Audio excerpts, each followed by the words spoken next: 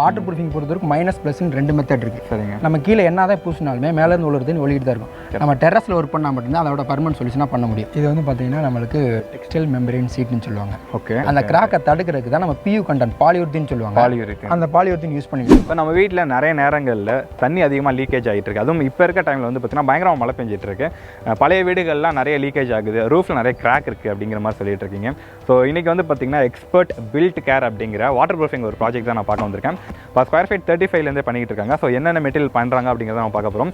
இது வந்து கிட்டத்தட்ட 5லேருந்து 6 லேயர் கொடுக்குறாங்க. பியூ கோட்டிங் போயிட்டு இருக்கு. அதாவது இந்த ஒயிட் கலர் கோட்டிங் தான் பியூ கோட்டிங்னு சொல்கிறாங்க. டெக்னீஷியன் நம்ம கூட இருக்காங்க. ஹலோ ப்ரோ, இப்போ எவ்வளோ ஸ்கொயர் ஃபீட் இந்த ப்ராஜெக்ட் போயிட்டு இருக்கு, இதை பற்றி சொல்லுங்கள். ஓவராலாக பார்த்தோம்னா நமக்கு 1500 ஸ்கொயர் ஃபீட், 1500 ஸ்கொயர் ஃபீட்டில் ப்ராஜெக்ட் போயிட்டு இருக்கு. என்னென்னலாம் நீங்கள் பண்ணுறீங்க? ஏன்னா ஒரு வாட்டர் ப்ரூஃப் அப்படிங்கிறது நிறைய கம்பெனிஸ் இருக்காங்க. இன்னொன்று வீட்டுக்குள்ளே இருக்கிற டேம்னஸ் வந்துட்டு மேலே ஆக்சுவலாக வந்துட்டு இருக்கா அப்படிங்கிற மாதிரி தெரியாமல் இருக்கும், எந்த இடத்துல கிராக் இருக்குது அப்படிங்கிற தெரியாமல் இருக்கும். நிறைய பேர் என்ன செய்வாங்க பார்த்தோன்னா வீட்டுக்குள்ளே கூட சீலிங்கில் அவங்களுக்கு ஒழுகும். அவங்க என்ன செய்வாங்க, கீழே வருதுன்னு தெரியாது வச்சு பூசிடுவாங்க. ஆமாம், பூசி எடுத்து பார்த்தோன்னா ஆக்சுவலி மேலே இருந்தால் வாட்டர் ப்ரூஃபிங் பொறுத்தவரைக்கும் மைனஸ் ப்ளஸ்ன்னு ரெண்டு மெத்தட் இருக்குது. சரிங்க. நம்ம மேலே இருந்து ஒழுகுறது வந்து ப்ளஸ், கீழே ஒழுகுறது மைனஸ். நம்ம மைனஸ் சைடு அடிச்சோம்னா ப்ளஸ்லேருந்து ஒழுகுற தண்ணி ஒழிட்டு தான் இருக்கும். அப்போ வீடு ஃபுல்லாக ஈரமாயிட்டு தான் இருக்கும். நம்ம கீழே என்னதான் பூசினாலுமே மேலேருந்து ஒழுகுற தண்ணி ஒழிட்டு தான் இருக்கும். நம்ம டெரஸில் ஒர்க் பண்ணால் மட்டும்தான் அதோட பர்மனன்ட் சொல்யூஷனாக பண்ண முடியும். ப்ராப்ளத்தை ஐடென்டிஃபை பண்ணி கிளைண்ட்டுக்கு இன்ஃபார்ம் பண்ணிட்டு இதான் ப்ராப்ளம், நம்ம இந்த ஒர்க் பண்ணால் இதுக்கு இத்தனை வருஷம் வாரண்டி கொடுக்குறோம், இதுக்கு இவ்வளோ ஸ்கொயர் ஃபீட் கோட் பண்ணுறோம் அப்படின்னு சொல்லி முடிச்சுட்டு அதுக்கப்புறம் ஒர்க்கை ஸ்டார்ட் பண்ணிடுவோம். ஓகே. இப்போ வந்துட்டு ஒரு ப்ராஜெக்ட் ஆரம்பிக்கிறோம் அப்படின்னா என்னென்ன ப்ராசஸ்லாம் பண்ணுறீங்க?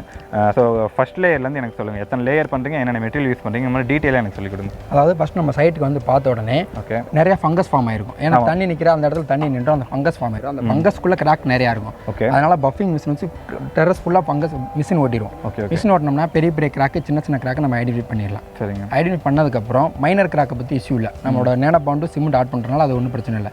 பெரிய பெரிய மேஜர் கிராக்கை வந்துட்டு அதில் கட்டிங் மிஷின் வச்சு குரு ஓட்டிடும். அந்த குரு எவ்வளோ ஓட்டுன்னு பார்த்தீங்கன்னா 3 mm வித்து 5 mm டெத்துக்கு ஓட்டுவோம். ஓட்டிட்டு சிமெண்ட்டு நம்மளோட நேனா பாண்டு ரெண்டையும் கன்வெர்ட் பண்ணி பேஸ்ட்டாக கன்வெர்ட் பண்ணி அந்த குரூவில் பேக் பண்ணிடுவோம். ஓகே. பேக் பண்ணி முடிச்சுட்டு நம்ம ஃபஸ்ட் கோட்டுக்கு ஒரு ரேஷியோ வச்சுருக்கோம், நம்மளோட கெமிக்கலுக்கு ஒரு ரேஷியோ வச்சுருக்கோம். நம்மளோட கெமிக்கலுக்கு ஒரு ரேஷியோ வச்சுட்டு ஃபுல்லாக ப்ரெஸ் பண்ணிடுவோம். ஓகே. டெரஸ் ஃபுல்லாக இன்க்ளூடிங் பேரப்பட்டவால் கீழே ஃப்ளோர் எல்லாம் ப்ரெஸ் பண்ணிட்டு அதுக்கு ஒரு க்யூரிங் டைம் ஒன்று இருக்குது. இப்போ ப்ரெஸ் பண்ணோம்னா இதுக்கு ஒரு 1/2 hour இருக்குது, 45 minutes அதுக்கு டைம் இருக்குது. அந்த டைமிங் முடிஞ்சதுக்கப்புறம் செக் பண்ணிவிட்டு டென்சிட்டிலாம் செக் பண்ணிவிட்டு அதுக்கு மேலே 45 GSM 5 மெஸ் இருக்கும். ஒரு இடத்துல இந்த மாதிரி கிளைமேட் இருக்க இடத்துல 1 hourல காயலாம், நல்லா இருக்க வெயில் எடுக்கிற இடத்துல 20 நிமிஷத்தில் காயலாம், 35 நிமிஷத்தில் காயலாம். நம்ம மேலே டெரஸில் வரும்போது நம்ம கால் வச்சோம் அப்படின்னா நம்ம காலில் ஒட்டக்கூடாது, கால் எடுக்கும்போது அது காலில் ஒட்டிட்டு வரக்கூடாது. அதுக்கு அடுத்து வந்து பார்த்தீங்கன்னா அதே சேம் ப்ராசஸ். அதுக்கு மேலே நேனா பாண்டு 3 கோட் ஓவராலாக 3 கோட் வந்துடும். இந்த 3 கோட்லேயே வந்துட்டு வந்து வாட்டர் ப்ரூஃப் எல்லாமே பிளைன் ஆகிடும், டோட்டல் அரெஸ்ட் ஆகிடும். பட் இது 2K காம்பவுண்ட். நம்ம நேனா பாண்டு சிமெண்ட் ஆட் பண்ணி 2K காம்பவுண்ட். 2K காம்பவுண்ட்ல எப்பயுமே ஓப்பன் டெரஸில் விட்டுட்டோம் அப்படின்னா அடிக்கிற வெயிலுக்கும் மழைக்கும் தாங்காமல் கிராக் ஃபார்ம் ஆயிடும். அந்த கிராக்கை தடுக்கிறதுக்கு தான் நம்ம பியூ கண்டென்ட் பாலியூர்தின்னு சொல்லுவாங்க. அந்த பாலியூர்தின் யூஸ் பண்ணிக்கிட்டு இருக்கோம். அந்த பாலியூர்தினில் மொத்தம் 3 கோட் பண்ணுறோம். ஃபர்ஸ்ட் கோட் பண்ணிவிட்டு அதுக்கு 1 hour டைம் கொடுத்து, செகண்ட் கோட் பண்ணிட்டு அதுக்கு ஒரு 1 hour டைம் கொடுத்து ஃபைனல் கோட் பண்ணி கொடுத்துருவோம். ஓவராலாக பார்த்தீங்கன்னா 6 லேயர் வந்துடும். டோட்டலாக 6 லேயர்ஸ் வந்துடும். அந்த நேனோ பிளாக்ல இருந்து ஆரம்பிச்சு, ஆமாம், நேனோ பிளாக்ல இருந்து ஆரம்பிச்சு ஒயிட் முடியிறப்ப 6 லேயர்ஸ் வந்துடும். 1.7 mm வரை திக்னஸ் வந்துடும். டோட்டல் திக்னஸ் வந்துடும். வாட்டர் டேங்க்லாம் வந்து ஹெவியான ஒர்க் பண்ணி ஆகும். ஆமாம். ஸோ அதெல்லாம் எப்படி பண்ணி கொடுக்குறீங்க? வாட்டர் டேங்க் வந்துட்டு ஹெட் டேங்க் ஒரு மெத்தடில் பண்ணுவோம், சம்புக்கு ஒரு மெத்தடில் பண்ணுவோம். இப்போ ஹெட் டேங்க்னு பார்த்தீங்கன்னா டேங்க்குள்ளே போயிட்டு ஃபஸ்ட்டு கீழே அந்த ஃப்ளோர் வாட்டர் வந்து கீழே வந்து வெயிட்டு தாங்குற வந்து கீழே இருக்க அந்த கார்னர் இருக்குது. அந்த கார்னரில் இருக்க குளவெல்லாம் உடச்சிட்டு பியூ சீலன்ட்னு ஒரு பேஸ்ட் பண்ணிடுவோம். சரிங்க. அந்த பேஸ்ட் பண்ணிட்டு திரும்ப அந்த கார்னரை பேக் பண்ணிட்டு அதனால நம்மளோட நேனா பாண்டு ஒரு கோட்டு, அதுக்கப்புறம் நம்ம ரெக்ரான் மேட்டுன்னு சொல்லிட்டு பியூர் காட்டன் 25 GSM ஒரு மேட் வச்சிருக்கோம். அந்த மேட்டை கெமிக்கலை டிப் பண்ணி அதில் ஃபிட் பண்ணிடுவோம். அதுக்கு மேலே திரும்ப நம்மளோட நேனா பாண்டு இன்னொரு கோட் பண்ணிட்டு ஒரு லேயர் அங்கே ஆட் பண்ணுறீங்க. ஆமாம். அதுக்கு மேலே திரும்ப நேனா பாண்டு ஒரு கோட் பண்ணிட்டு நம்மளோட கெமிக்கல் ஃபுட் ரிடக்ஷன் கெமிக்கல் இருக்கு, நம்மளோட எக்ஸ்பர்ட் பில்ட் கேர்லேயே இதுக்கு யூஸ் பண்ணுற ஒரு பியூ கண்டென்ட், வாட்டர் டேங்க் யூஸ் பண்ணுற ஒரு பியூ கண்டென்ட். ஃபுட் கிரேடடாக இருக்கும். ஃபுட் கிரேடடாக இருக்கும். தண்ணி வந்து நம்ம குடிக்கிறதுக்கு யூஸ் பண்ணாலும் பிரச்சனை ஒன்றும் பிரச்சனை இல்லை, குடிக்கலாம் குளிக்கலாம் எதனாலும் பண்ணிக்கலாம். அதனால நமக்கு எந்த ஒரு சைடு எஃபெக்ட்டும் வராது. அந்த கெமிக்கல் யூஸ் பண்ணி அதுக்கு மேலே 3 கோட் பண்ணிக்கிறோம். ஓவராலாக வாட்டர் டேங்க்ல 5 கோட் பண்ணி கொடுத்துருவோம். ஓகே. ஹெட் டேங்க் பொறுத்தவரைக்கும் 5 years வாரண்டி பேஸ் பண்ணி கொடுக்குறோம். சம்பை பொறுத்தவரைக்கும் 10-15 வரையும் பண்ணி கொடுக்குறோம். இதெல்லாமே டாக்குமெண்ட் பண்ணி கொடுத்துடலாம். சூப்பர். ஸோ கிட்டத்தட்ட வாட்டர் ப்ரூஃபிங் ரிலேட்டடாக என்ன ஒர்க் வேணும் அப்படின்னாலும் உங்களுக்கு கான்டாக்ட் பண்ணலாம். கண்டிப்பாக கான்டாக்ட் பண்ணலாம். மதர் ஸ்லாப்ல இருந்து ஹெட் டேங்க் வரை எந்த ஒர்க்கும் தாராளமாக கான்டாக்ட் பண்ணலாம். ஓகே. தமிழ்நாடு ஃபுல்லாக எங்கனாலும் வந்து தமிழ்நாடு முழுக்க பண்ணி கொடுக்குறீங்க. எவ்வளோ நாளில் நீங்கள் வந்து ஒர்க் ஆரம்பிச்சு எவ்வளோ நாள் முடிச்சு கொடுப்பீங்க? நம்மளுக்கு 22 பிரான்ச் இருக்குது தமிழ்நாடு மொத்தமாக. அங்கே இருக்க இல்லை சூப்பர்வைசர் போய் டக்குன்னு விசிட் பண்ணிட்டு நமக்கு இன்ஃபார்ம் பண்ணிடுவாங்க. நம்ம அதுக்குரிய டீம் லேபர் சப்போர்ட் எல்லாமே நம்ம தான் பண்ணி கொடுப்போம். கெமிக்கல் சப்போர்ட் நம்ம தான் பண்ணி கொடுப்போம். அந்த ஸ்கொயர் ஃபீட் ரேட்ல லேபர் அண்ட் கெமிக்கல்லாம் சேர்த்து தான் கொடுக்குறோம். அதனால அங்க இருக்க பிரான்ச் மேனேஜர் வச்சு அங்க அனுப்பிச்சு விட்டுட்டு சைட் விசிட் பண்ணிட்டு நமக்கு நெக்ஸ்ட் அடுத்து மூவ் பண்ணி போயிட்டு. ஸோ அப்போ ஃபாஸ்ட்டாக உங்களால் பண்ண முடியும். ஒரு 1 வீக் அதுக்குள்ள கூட சின்ன அதிகபட்சம் 3 நாள்லேருந்து 5 நாளுக்குள்ள ஒருத்தங்க கான்டாக்ட் பண்ணாங்கன்னா அவங்க சைட் விசிட் பண்ணி ஒர்க் ஸ்டார்ட் பண்ணுறதுக்கு 3 நாள்லேருந்து 5 நாள். இது வந்து பார்த்தீங்கன்னா நம்மளுக்கு டெக்ஸ்டைல் மெம்பரேன் சீட்னு சொல்லுவாங்க. ஓகே. இதை வச்சு நம்ம எங்கே ஒர்க் பண்ணணும்னு பார்த்தீங்கன்னா மதர் ஸ்லாப்பு, பாத்ரூமு. ஓகே. இது வந்து ஒரு க்ளோத் மாதிரியே இருக்குது. ஆமாம். இது வந்து பார்த்தீங்கன்னா 25 GSM நான் ஃபேப்ரிக் பியூர் காட்டன். சரிங்க. இது வந்து என்ன பண்ணணும்னு பார்த்தீங்கன்னா நம்ம மதர் ஸ்லாப்பில் யூஸ் பண்ணுவோம்.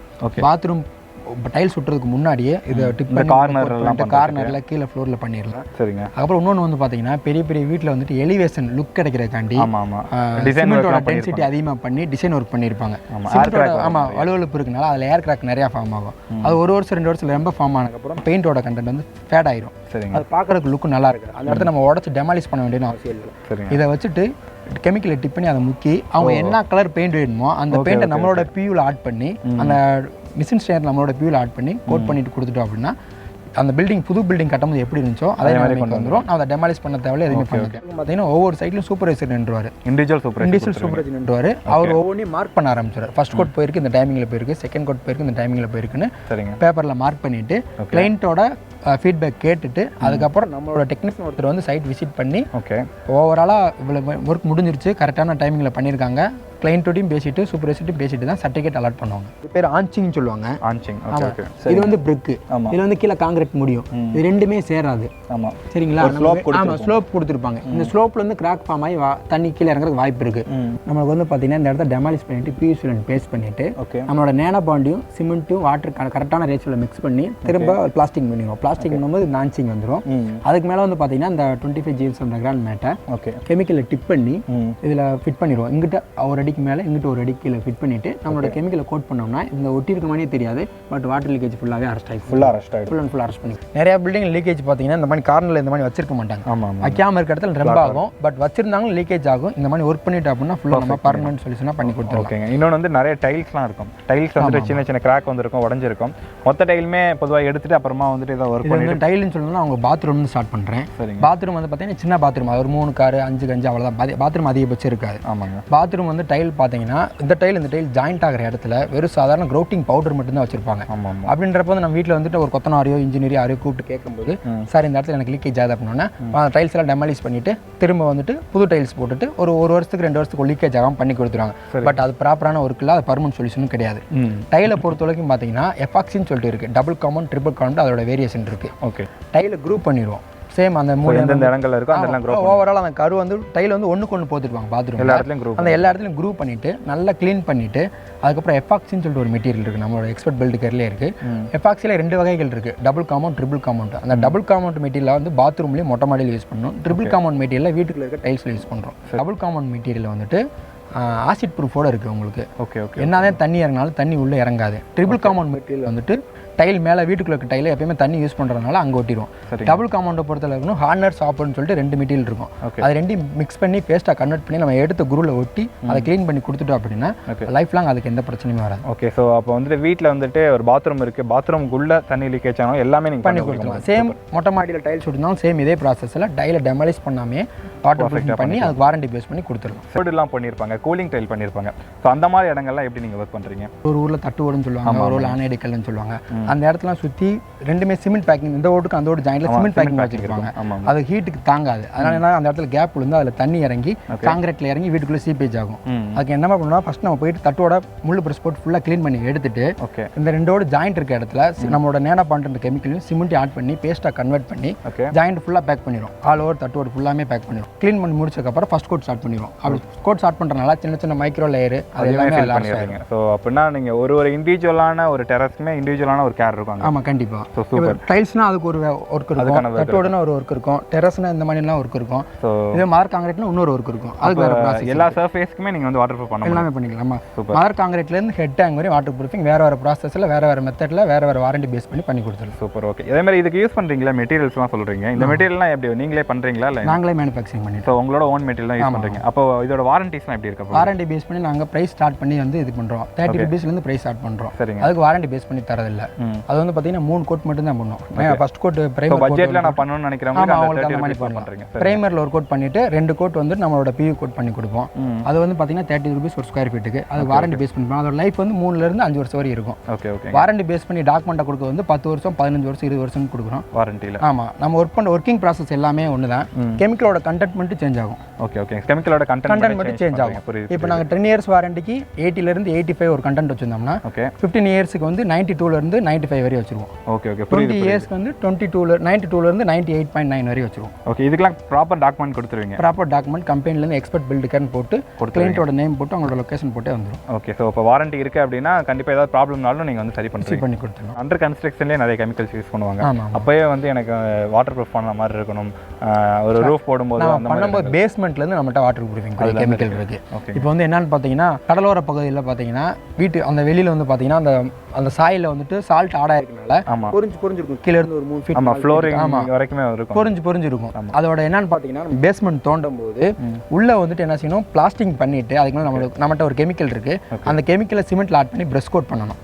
பிரஷ் கோட் பண்ணிட்டோம் அப்படின்னா கீழே அந்த இது வந்து வராது. அந்த மாய்ச்சர் வந்து மேலே கொண்டு வராது. கீழே இருக்க தண்ணி சப்போஸ் நம்ம அது பண்ணல ஆல்ரெடி பண்ணி முடிச்சிட்டோம் அப்படின்னா அதுக்கு நம்மகிட்ட ஒரு இன்னொரு ஆல்டர்னேட் மெத்தட் இருக்கு.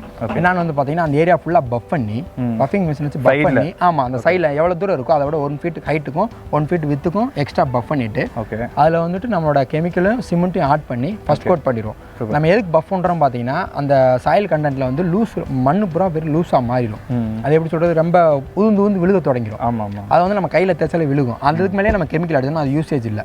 அது கீழே விழுந்துச்சுன்னா கெமிக்கல் கீழே விழுந்துடும். நம்ம மிஷின் போட்டு பஃப் பண்ணும்போது எவ்வளோக்கு லூஸ் ஆண்டு எடுக்கிறோமோ அவ்வளோக்கு நமக்கு நல்லது.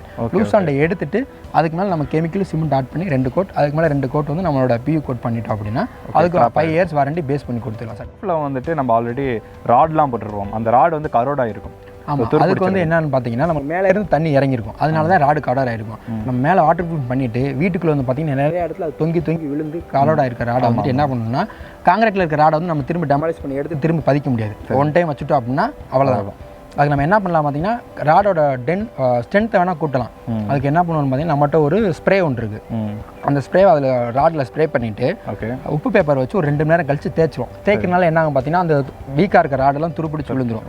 நம்மளோட நேனோபாண்ட் கெமிக்கலையும் அதுக்கு சிமெண்ட்டையும் ஆட் பண்ணி அதில் பிரஷ் கோட் ஒர்க் அவுட் பண்ணிடும். ஃபுல் அண்ட் ஃபுல் அந்த ஏரியா ஃபுல்லாக கீழே இருக்கிறதெல்லாம் உடச்சி எடுத்துட்டு ராடில் ஃபுல்லாக ஸ்ப்ரே பண்ணிவிட்டு தேய்ச்சி எடுத்ததுக்கப்புறம் நேனோபாண்டு சிமெண்ட் ஆட் பண்ணி ஒரு கோட் பண்ணிடுவோம். ஓகே. அந்த கெமிக்கலையும் திரும்ப இன்னொரு கோட் பண்ணிவிட்டு அதுக்கு மேலே நேனோபாண்டு சிமெண்ட்டு மண்ணி மிக்ஸ் பண்ணி அதில் தளம் சீலிங் பூசி கொடுத்துட்டோம் அப்படின்னா உங்களுக்கு ஃபுல் அண்ட் ஃபுல் லீக்கேஜ் ஆகும். ஆல்ரெடி மேலே நம்ம அரெஸ்ட் பண்ணிட்டோம், கீழேயும் கூடி பூசிட்டோம் அப்படின்னா உங்களுக்கு பர்மனன்ட் சொல்யூஷன். வாட்டர் சம்பை பொறுத்தவரைக்கும் பார்த்தீங்கன்னா எங்கிட்ட இருந்து லீக் ஆகுதுன்னு தெரியாது. ஏன்னா நம்மளுக்கு கீழே போயிடும், மைனஸில் போயிடும். மைனஸ் பொறுத்து எங்கிட்ட இருந்து லீக் ஆகுது என்ன தெரியாது. பட் தண்ணி நேரத்தில் தண்ணி போயிட்டே இருக்கும். சம்பை பொறுத்தளவுக்கு வந்து காங்கிரீட்டில் கட்டியிருப்பாங்க. ஹெட் டேங்கை பொறுத்தளவுக்கு பிரிக்கில் கட்டியிருப்பாங்க, செங்கல்ல கட்டியிருப்பாங்க. சம்பை பொறுத்தளவுக்கு காங்கிரீட்டில் கட்டியிருப்பாங்க. அந்த காங்கிரீட்டில் நம்ம எப்படி வாட்டர் ப்ரூஃபிங் பண்ணுவோம்னு பார்த்தீங்கன்னா நம்ம தொட்டிக்குள்ளே இறங்கி சம்பில் இறங்கி இன்ஜெக்ஷன் க்ரோத் பண்ணுவோம். இன்ஜெக்ஷன் க்ரோத் எதுக்காண்டி பண்ணுறோம் அப்படின்னா அந்த காங்கிரீட்டில் அவங்க வச்சு உள்ளே ப்ரெஷர் பண்ண போது சின்ன ஹனி ஹோல்ஸ் ஃபார்ம் ஆயிரும். அந்த ஹனி ஹோல்ஸ்க்குள்ள வந்து கிராக் ஃபார்ம் ஆகி தண்ணி லீக் ஆகி வெளியே போகும். சம்ப் மைனஸில் இருக்குன்னா நம்மளுக்கு எங்கே போகுதுன்னு தெரியாது.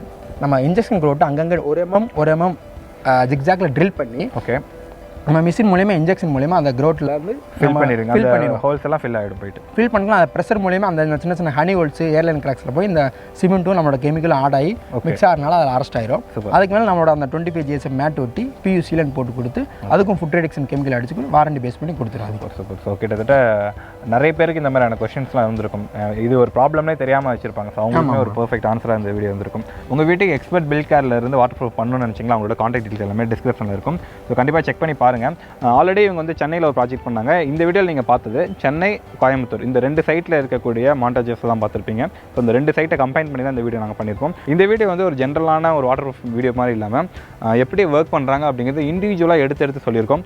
ஸோ அந்த ஒர்க்கிங் ஸ்டைலே வந்து என்ன நடக்குது அப்படிங்கிறது உங்களுக்கு புரியறதுக்கு வாய்ப்பு இருக்குது. வாட்டர் ப்ரூஃபிங்கோட ஒரு இன்ஃபர்மேட்டிவான ஒரு கண்டென்ட்டாக தான் இது இருந்திருக்கும்னு நினைக்கிறேன்.